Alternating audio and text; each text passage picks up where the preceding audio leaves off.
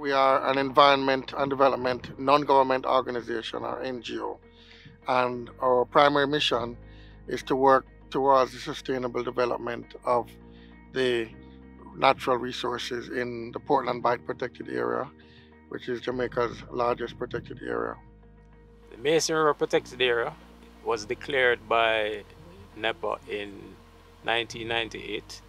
It also was designated a Ramsar site in 2011, and it's also a game sanctuary and recognized as a national heritage based on the JNHT Act. Now it is over 2,000 feet above sea level, unlike the other Ramsar sites in Jamaica, which are mainly on the coastal zones. The CCAM management team consists of an executive director who is in charge of the organization, and myself as scientific officer, who also is primarily responsible for activities here at our field station in Salt River. And from here we have a number of conservation officers, or wardens if you prefer, and these men and women are responsible for looking after the mangroves and the natural habitat. They conduct daily patrols by boat and sometimes by land, and they are empowered as enforcement officers, as fisheries inspectors, and as game wardens. The team that manages the protected area consists of myself, which is the botanist. There's an assistant botanist in my department, and we have 2 field wardens, and we have an office assistant basically. The wardens, they patrol, they make fire lines, and they clean the trails, and they also are trained through NEPA. The area is co-managed by NEPA, so NEPA also has officers who go down and visit the site and make sure everything is running smoothly in terms of the management structure and the biodiversity and all those things. Well, Portland Bight certainly has some of the largest areas of mangrove forests remaining in Jamaica, and as such, a lot of the benefits to the natural resources come from the wetland systems that we have here. However, we've had some issues in the past. We've had areas that have been damaged by hurricanes and have been damaged by cutting and development, and so we've had to do some amount of rehabilitation work in the past, usually in the form of replanting of mangroves, but in other areas we've had to go back in and do hydrologic restoration, where we've had to improve the water flows into the wetlands to allow them to recover on their own. In terms of restoration or rehabilitation at the Mason River protected area, we actually have 2 projects running, funded by Jamaica Conservation Partners and NEPA. And this project is really aimed at removing an invasive fern called the vampire fern, which we find at the Mason River protected area. It smothers out the native species, though the fern is also native, but it smothers out the other native species, and in doing so reduces the biodiversity in terms of the fauna and the flora.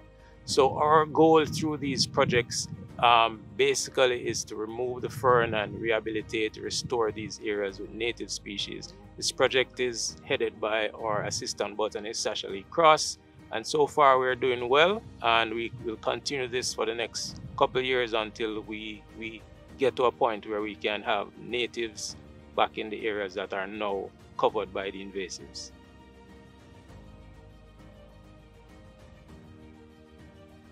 Some of the challenges we face here include climate change.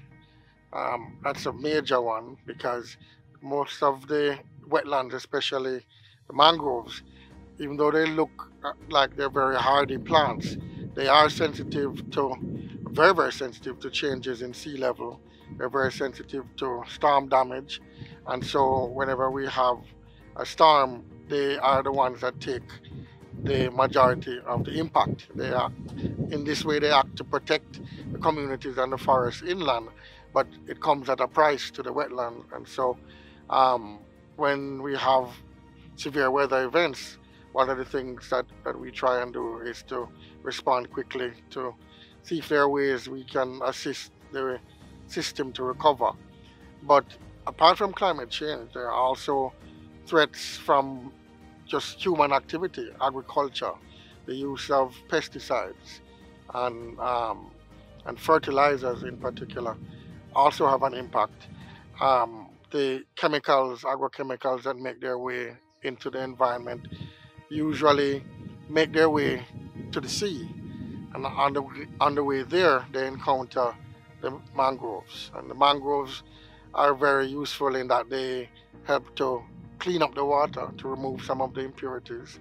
However, again, that comes at a price to the mangroves, where you can have situations where there's too much nutrients in the mangroves, or changes in agriculture that result in more water being taken for use in irrigation, and therefore very little available for the wetlands. And so the wetlands begin to become drier and saltier in the process, and this increases stress on the wetlands as well.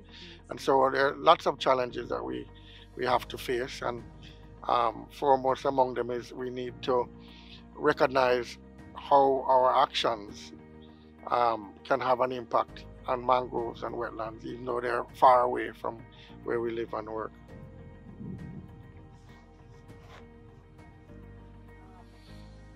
In terms of issues that affect the Mason River protected area, we have that aren't in the proximity of the protected area. We're looking at climate change, and we're looking at those type of activities that burn fossil fuels. So Mason River, as pointed out, is almost in the center of the island. So unlike the coastal wetlands that would be affected by trickle-down effect from hills down to the ocean, we don't have that problem.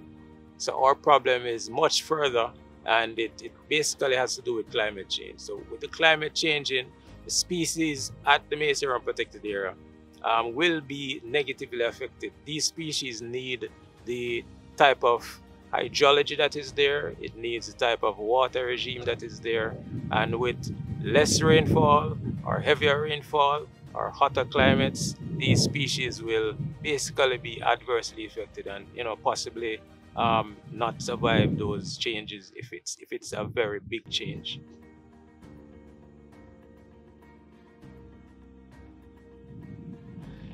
Well, we need to recognize those activities that have the most negative impact on the wetland systems, and we need to realize that we have a responsibility to change some of the practices. We need to ask ourselves, well, what happens to the waste that we produce, and how much waste do we produce, and the kind of waste, the agrochemicals that we use. These things don't just disappear. They make their way into the environment, and they do have an impact somewhere down the line. And so it starts with educating ourselves, recognizing that even the smallest activity that we do when we go to wash our hands or wash the dishes or wash our clothes, that is having a small impact. But the cumulative effect of everybody every day washing and cleaning is having a massive impact in the water table, and that is making its way into the coastal zone and the wetlands. And so we need to educate ourselves and take steps, even if they seem like small steps. As individuals, we all have a part to play in trying to stem the tide and to reverse the effects, the negative effects that we've had. And so taking personal responsibility and changing some of those habits. Okay. So in terms of wise use, we need to educate ourselves about the importance of the area, firstly. And if we educate ourselves about the importance of the area, we will appreciate it and hopefully not abuse the area.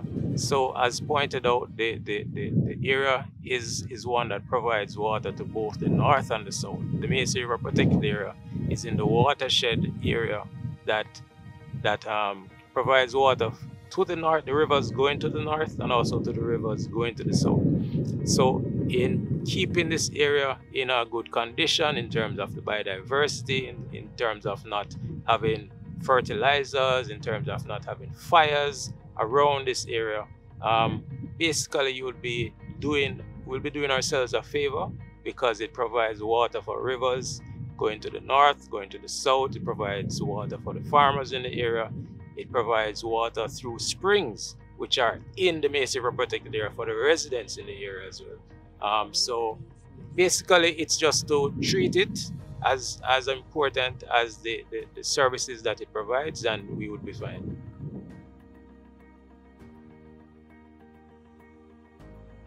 Right. Well, almost, Jamaica is a very small island, and we're very near to the coast wherever we are.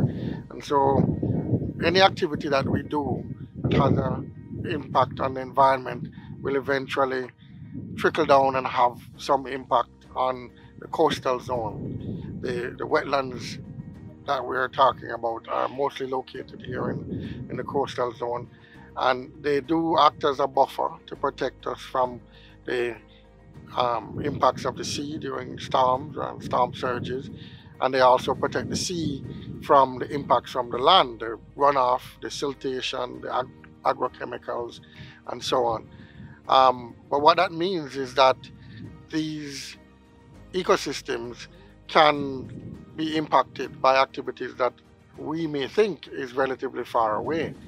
Agriculture in the mountains that could result in soil erosion may seem very far from the sea, but very quickly a river during a flood event will take those sediments right down into the mangroves. And if the mangroves aren't there, it's going right out onto the coral reefs and into the seagrass beds. And so even activities that we think are relatively far away, everything from the use of fertilizers, even the way we deal with our own domestic waste and wastewater in our house, whether it's grey water from the soap that we use to wash our laundry, or the sewage that we produce, that doesn't disappear. It goes into the environment, and unfortunately at some point it's going to make its way into the coastal zone and have some sort of impact on the mangroves.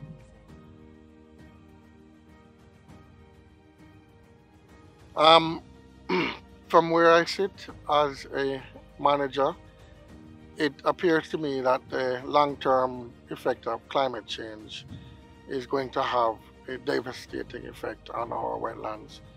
And the wetlands provide so much ecosystem services that are essential, services that we could never afford to replace using artificial structures. The purification of the coastal zone, the waters, the storm protection, all of these things are very, very important to the way we now live our lives, and we need to encourage governments to take steps to reduce the production of CO2 and reduce the greenhouse effect, reduce the impact that climate change is going to have on not just the wetland but all of us. In time, this thing is going to reach a point where it's going to have severe economic and social effects on our country, and the sooner we can take some positive action, the more we will be able to be successful at reducing the worst impacts of climate change. In terms of the Mason River Protected Area, it being a high elevation wetland, sometimes persons do not see it as important as the ones which are lower down. The ones lower down tend to be used for a lot of recreation, fishing, nurseries, all these other types of things, and because it's on the coast, it's flashy. But Mason River, as I pointed out, provides water for residents, it provides water for farming communities, it provides water that goes into watershed areas that feed rivers, and from these rivers a lot of people benefit.